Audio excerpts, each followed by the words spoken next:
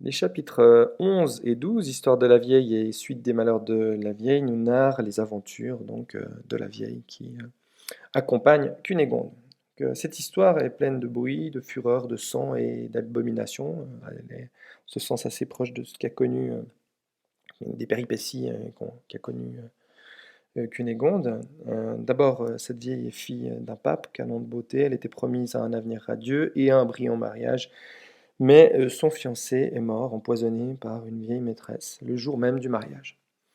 Cette vieille fut ensuite, qui n'était pas vieille à ce moment-là, mais enfin, elle le deviendra, et elle fut ensuite enlevée par des pirates barbaresques, violée chaque jour. Euh, Voltaire nous dit que cette chose est si commune qu'elle ne vale pas la peine qu'on en parle. Elle a failli mourir dans d'atroces guerres civiles au Maroc, fut recueillie par un chanteur napolitain, castrat et désolé de l'être, ajoute Voltaire, qui promit de la ramener en Italie, mais finalement qui la vendit au dé d'Alger.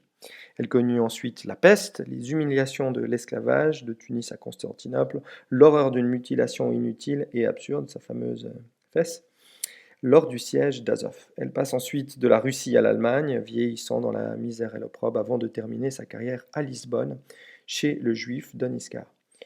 Elle n'aurait jamais parlé de ses malheurs si Cunégonde ne l'avait un peu piqué, ajoute-t-elle à la fin de son récit. Pour ces deux chapitres autour des péripéties de la vieille, trois thématiques. D'abord, les tribulations d'une tête couronnée. Il est bien dommage que la presse à sensation n'ait pas existé du temps de Candide. On imagine quel titre accrocheur on aurait pu trouver dans Gala ou Closer, version 18e, car la vie infernale de la vieille commence comme un roman photo en fait. Elle est jeune, elle est jolie, une vraie cover girl de magazine, de noble lignage. On dit qu'elle est fille du pape. Elle a un fiancé qui lui correspond en tout point. Mais comme l'a fort bien noté Edgar Morin dans Les Stars, l'histoire d'une princesse moderne ne devient intéressante que si elle est contrariée par le destin. Et celui de la princesse de Palestrine n'est qu'une longue et exemplaire suite de malheurs. D'abord, comme pour Cunégonde, des viols à répétition, un esclavage sexuel, une servitude en tout genre, des servitudes en tout genre, une trahison, la déchéance.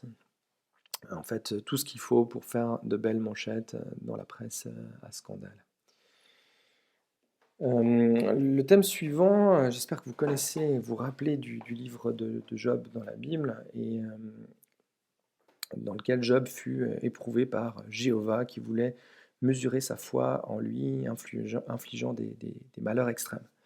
Eh bien, dans ce chapitre, il en va de même pour notre princesse, mis à part que sont l'absurde et la méchanceté humaine qui gouvernent sa destinée.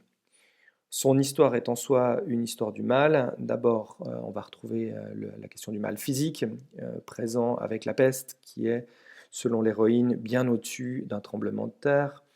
Le mal moral ensuite, qui est présent avec la jalousie meurtrière de la vieille marquise qui empoisonne le fiancé de la princesse, avec la guerre civile au Maroc, guerre classique entre Turcs et Russes, avec l'esclavage féminin, avec la pratique vigoureuse dénoncée de la castration à l'italienne, et finalement le mal métaphysique, soit les trois thèmes, les trois aspects du mal dont je vous avais déjà parlé en cours, le mal métaphysique donc qui est présent avec la déchéance physique et morale que le temps inflige et débouche sur le problème du suicide, puisqu'il n'existe guère d'homme qui, nous dit Voltaire, n'ait souvent maudit sa vie, qui ne se soit souvent dit à lui-même qu'il était le plus malheureux des hommes. Mais il n'est guère d'hommes qui, bien qu'ayant leur existence en exécration, soient passés à l'acte. Car pour la vieille comme pour Voltaire, il est avant tout bon d'aimer la vie. Alors, le dernier thème va être très bref, je l'ai intitulé Point et contrepoint. C'est vrai que l'histoire de la vieille annonce, mais Cunégonde ne le sait pas encore, celle de la baronette et celle d'ailleurs de toutes les femmes. Paquette en particulier, objet sexuel, esclave de maître phallocratique, elles n'ont guère d'horizon personnel, ces femmes, réduites systématiquement à la soumission, au fait d'être soumises aux hommes. Mais on trouve encore dans ce chapitre les stéréotypes du roman libertin, notamment par la présence du fameux canapé, lieu prédestiné évidemment à des ébats amoureux. Finalement, on découvre à l'occasion de ce chapitre une héroïne plus mûre.